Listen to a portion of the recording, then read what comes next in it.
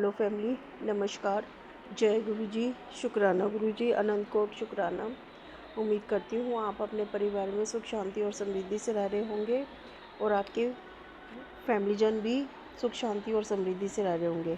आपने अपनी सोच को पॉजिटिव रखा होगा और आपके परिवार ने भी अपनी सोच को पॉजिटिव रखा होगा। हमें हमेशा अपनी सोच को पॉजिटिव ही रखना चाहिए, तभी हम आगे सर्वाइव कर सकते हैं लाइफ में। और मैं आपकी ये एक जनरल रीडिंग है, जिससे जितनी रेनोवेट हो आप उतनी रख लीजिए, बाकी छोड़ दीजिए।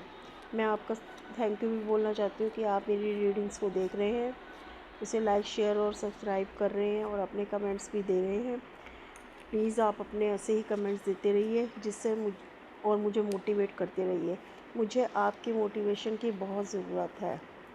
फैमिली, आज की हमारी रीडिंग का टॉपिक है, ईश्वर ने आपके सारे कर्ज उतार दिए हैं। तो इंसान जब जन्म लेता है तो वो पिछले जन्मों के कुछ कर्ज अपने सिर पे लेके पैदा होता है, जिसे उसे कार्मिक भी कह सकते हैं। उसे अपने कर्ज उतारने ही पड़ते हैं, चाहे वो किसी रूप में भी उतारे, चाहे किसी से कर्जा लेके, चाहे अपने बेटे के रूप में, या किसी भी रूप में उसको वो कर्जे अपने उतारने पड़ते हैं अपने पिछले जन्म के। तभी वो आगे जन्म में मुक्त होकर चलता है, वरना नहीं तो उसे उन कर्ज़ों को उतारने के लिए कितने जन्म लेने पड़ेंगे और अपने कर्ज़े उतारने पड़ेंगे। क्योंकि अपने कर्मों के हिसाब तो हर इंसान को देना ही पड़ता है, चाहे वो अच्छे हैं चाहे वो बुरे हैं। और ईश्वर इंसान के कर्मों के हिसाब से ही उसे आगे बढ़ाता है।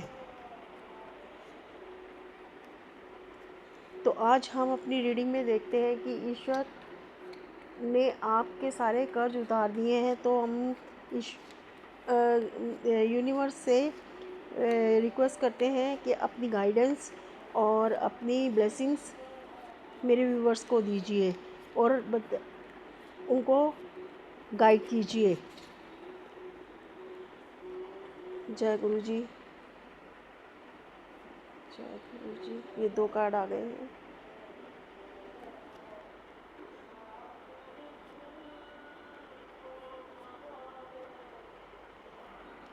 हम अपने कार्ड्स देखते हैं कि क्या आए हैं।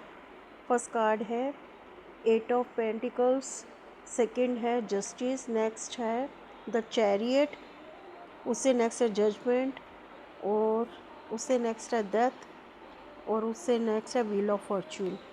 तो सबसे पहले तो ये है कि इंसान को अपने कर्मों के का हिसाब देना ही पड़ता है। और जब वह नया जन्म लेता है तो उसके साथ उसके पिछले, अगर उनके कोई सिर के ऊपर कोई कर्जे हैं, जैसे वो किसी का कोई बुरा कर्म करके आए हैं किसी के लिए, तो या कोई अच्छा कर्म करके आए हैं, तो वो कर्जे लेके सिर के ऊपर ही पैदा होते हैं। क्योंकि ईश्वर हर एक इंसान के साथ उनके कर्मों का फल उनको देते हैं।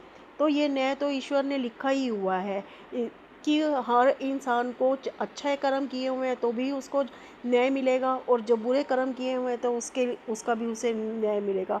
और हर इंसान को उसके लिए मेहनत भी करनी पड़ती है, अपनी ज़िंदगी यापन करने के लिए भी उसे करने। और इसी चक्कर में हर इंसान कुछ ना कुछ ऐसा कर देता है जिससे कि उसके अपने कर्म कभी अच्छे हो जाते हैं, कभी बुरे हो जाते हैं।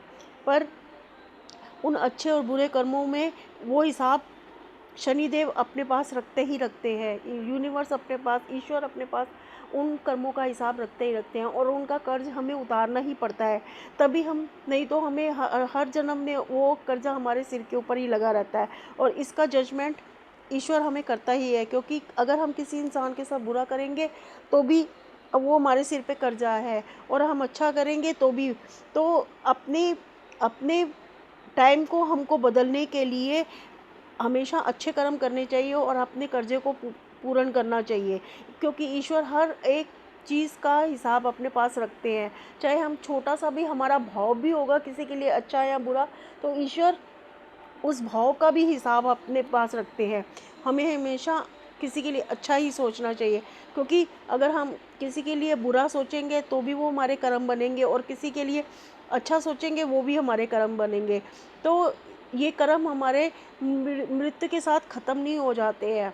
हमारा कहा जाता है कि हमारा जिस्म का चोला ज़रूर बदला जाता है, पर हमारे कर्म हमारे अच्छे किए हुए कर्म और बुरे किए हुए कर्म का फल हमें भुगतना ही पड़ता, चाहे उसके लिए हमें कितने भी जन्म लेने पड़े। तो अगर हम अच्छे कर्म करेंगे तो तो हम मोक्ष की तरफ भी जा सकते हैं। तो हमें हमेशा अच्छे कर्म करने चाहिए। किसी गरीब को वो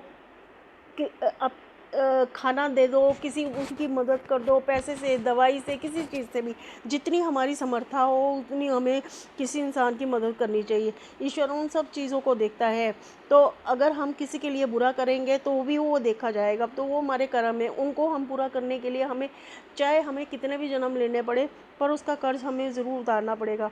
ये ईश्वर की नीति है कि ये ईश्वर का नीति है कि वो कर्मों का हिसाब करते ही करते हैं, चाहे वो अच्छे हों चाहे वो बुरे हों। उसकी जजमेंट हो, जस्ट उसके लिए वो हमेशा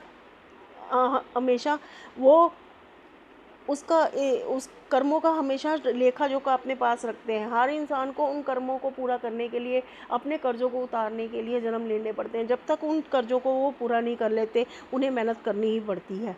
तो हमें ऐसे अच्छे कर्म करने चाहिए कि हमें बार बार जन्म ना लेना पड़े। हमें इस जन्म मृत्यु की के खेल से बाहर हम निकल जाएं और हमें मोक्ष प्राप्त हो। तो हमें अच्छे कर्म करने चाहिए। किसी के लिए बुरा भाव मत रखो, किसी के लिए दुश्मनी मत रखो, और जितनी मदद हो सके, जितनी हमारी पॉकेट हो सके, हम उसकी मदद करें। चाहे किसी पढ़ने वाले बच्चे को पेंसिल ही ले दीजिए, वो चाहे 1 रुपये या 10 रुपये जितने भी हो, हमारी पॉकेट के हिसाब से हम कर से।